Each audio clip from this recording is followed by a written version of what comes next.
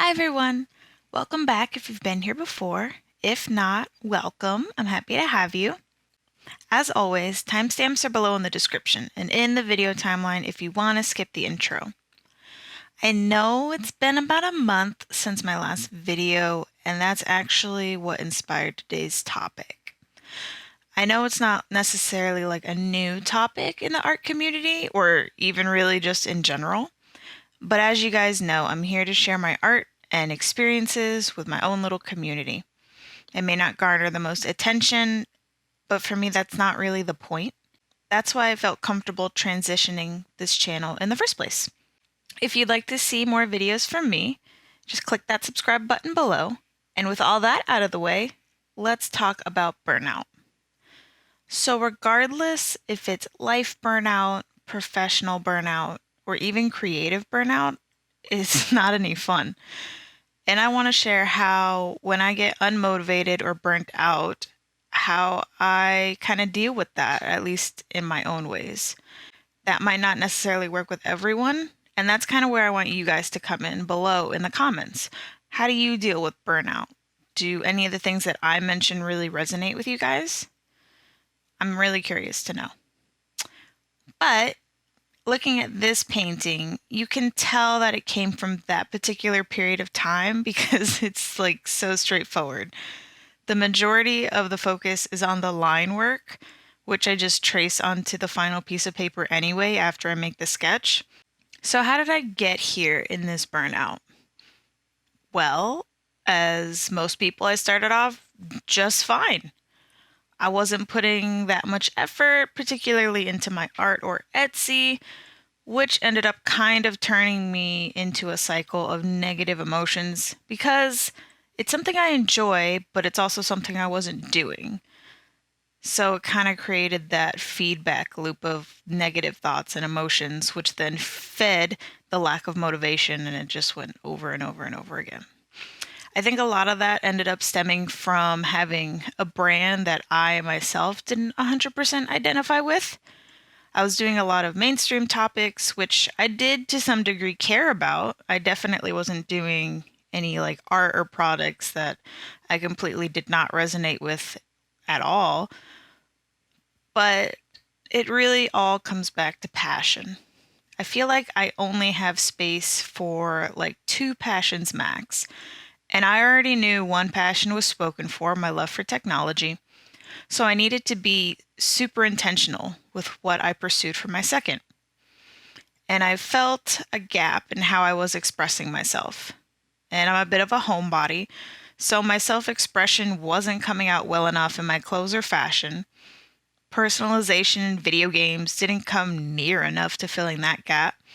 And I also don't feel accomplished, I guess, playing video games, even if I do enjoy them. It's like good for a little break, but it's not something I want to spend like a super ton of time doing because I kind of beat myself up over it. But I did enjoy art, and it did make me feel good after doing it. It had the freedom to be whatever I want as many times as it needed to be. And that was definitely something I could do at home. And so that was my commitment for my new brand, creating art in the aesthetic that I enjoyed most. Alternative, gothic, witchy type stuff. That process, making that new brand, really engaged, I guess, like my hyper focus. I had a broad creative goal that was exciting and brand new. So I toiled away for literally weeks and weeks, perfecting my graphics, my store, my social media plan, my Ko-fi, my website, my look and feel of my packaging. And inevitably, it was no longer new. And when there wasn't immediate payoff, like engagement from others, I began having second thoughts.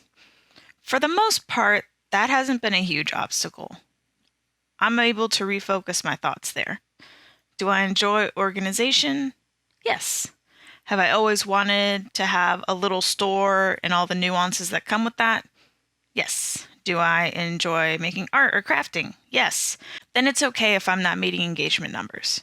I enjoy this process all on my own, and being able to share it with others is a bonus. So luckily, I'm able to really hop over that pretty easily most of the time. But what I do struggle with is keeping up with tasks when they're no longer new and they start to slow down in the creation process and move into more of a maintain process. But to be fair, it's more motivation here than burnout. I knew if I did want to commit to taking all of this seriously and consistently, I needed a plan. So I began to make daily tasks. Tasks for art, tasks for social media, for YouTube, for Ko-fi, for the product creation, and I am a habitual procrastinator. So seeing a list and being able to check it off is actually really, really helpful for me. It gives me that little dopamine boost, and it feels like I'm accomplishing things.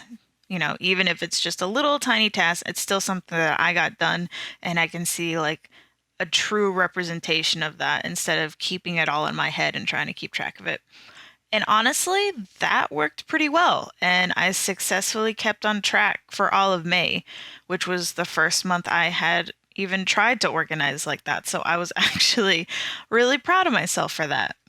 But then June hit.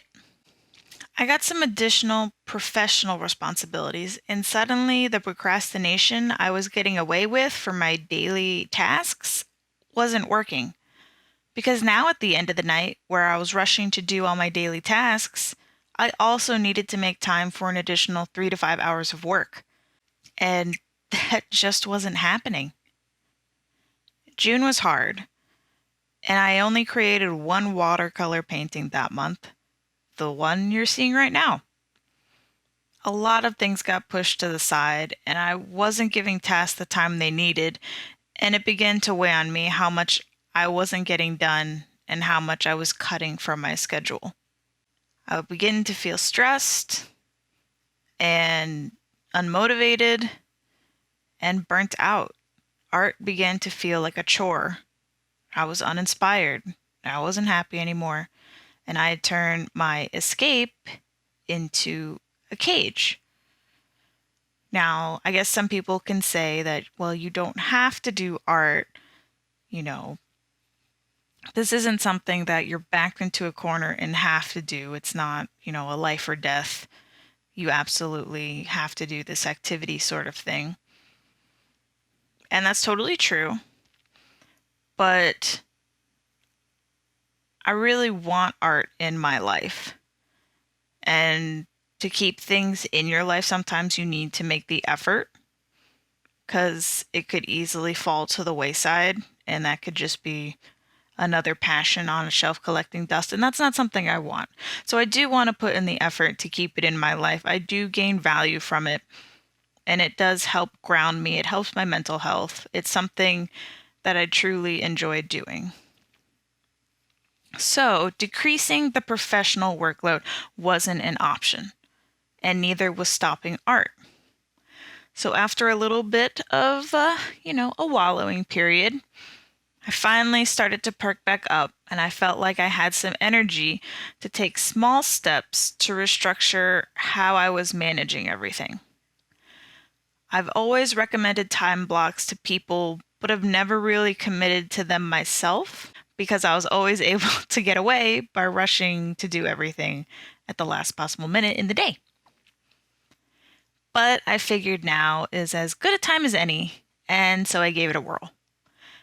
It wasn't a terrible amount of time to plan it out because I was already planning those daily tasks, but now I just needed to assign specific times in the day to work on them. In fact, here is what I landed on for July, minus any personal information. I know it probably looks a little bit overwhelming because there's just so much information, but often I'm only looking maybe a day or two at a time, and it's like super easily digestible that way, and it helps me plan what is possible and feasible in a day.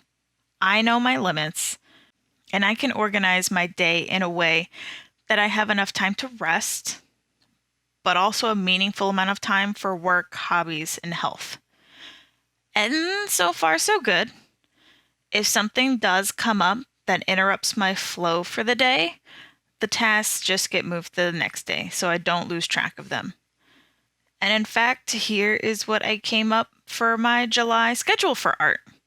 Obviously, less robust because it doesn't detail all the creation steps of the different items, but still, I'm very happy with how things are organized right now, and I do hope that continues for the rest of July. So for me, I think the keys to preventing and or overcoming burnout is this. Have things you enjoy to balance out the things that you do not, or the things that just may be adding a little bit of extra stress right now. Reserve time for rest and healthy habits. Rest doesn't have to be like a huge break, just rest within the day for you to be able to sit down, feel good about what you've done, watch some TV, play a video game, whatever you need, just to kind of decompress. It can't always be go, go, go, as much as I would like it to be, as much as you may like it to be. You definitely need rest. Take breaks when you do need them with no strings attached. That means work to not engage in negative self-talk about taking a break. Everyone needs rest. When you are taking a break, make sure it's a true break. Don't slip in little things here and there under the pressure of I have to get this done. If you're at that period where you feel able to do more and that's good for you, then that's totally fine. But if you really do just need a period of rest and a break, then make sure you will give yourself permission to have that because you deserve that. If days become too overwhelming, schedule time blocks out so you can more easily move tasks around. And it kind of helps prevent your days from becoming too overwhelming. You'll be able to see exactly the amount of time you have in the day, how much you want to allot for certain things, and what just doesn't fit for that day, and that's okay. If you feel prepared to stop your break, but are still feeling kind of unmotivated, then just take a small step. As soon as you take a small step, it becomes 10 times easier to take another step. And then continue to build on that over time. So it could be, for me, art related, it could be like a small sketch, like a 2-inch by 2-inch little doodle sketch. But that can become the motivation for a full concept outline for an actual watercolor piece one day. Don't overpush yourself. Just allow yourself to go through that process and be patient. Sometimes it doesn't happen as quick as we'd like, and that's just okay. And of course, kind of above all, be kind to yourself. Let me know which one of these really resonate with you. Do you practice any of these? I'd love to know. And finally, let's talk about my pros and cons for this piece. So, cons. The circle up top is a little bit rough. And I think that just stems from my lack of confidence in doing like one single stroke in something in a medium that's just permanent, like ink. Was I gonna do one single stroke around the whole thing, moving the paper or my whole arm? No, I was not confident in myself to do that and not have it look like a hot mess. So I did a bunch of little strokes, and I guess that was the trade-off there. So it's mostly a circle shape, yes, and I didn't ruin it, but it is not a cohesive width all the way around. So it kind of is what it is there. The red gradient in the triangle is a little patchy for my liking. It didn't really get the whole effect that I was looking for, but that's really more of a practice thing. I may have gone in where it looked mostly dry, but it maybe wasn't. It seemed like it pushed a little bit of like the base layer color around, so I'll have to make note of that for next time. Pros. I have combined those glittery shimmer colors in the past, and it proved to be a little bit temperamental. But it actually came out really nice this time for the river. So the one, I guess, red tone color I had was almost a little bit into the brown area. It was like the only like real red shimmer that I had, but it was a little muddy. So I ended up mixing that pink color to kind of brighten and hopefully kind of tone that out. And luckily it worked. I'm really happy with that. And my favorite part of the painting is actually the snow caps. I, on a whim, decided to try that dry brush technique and literally hope for the best. And actually it came out like super, super well. It's my favorite part of the painting, actually. Overall, I think it's a nice, like, tiny little painting. It's not like the most, wow, amazing thing ever, but I'm still happy for what it is. As always, thank you guys so much for watching. Please let me know how you deal with burnout below. I'm super curious for any other methods or coping tools that I haven't mentioned. I'm always looking to add new things to my toolbox. This original piece is available on my Ko-fi shop if anyone is interested. I hope everyone has a great day, and I'll see you all soon. Stay different.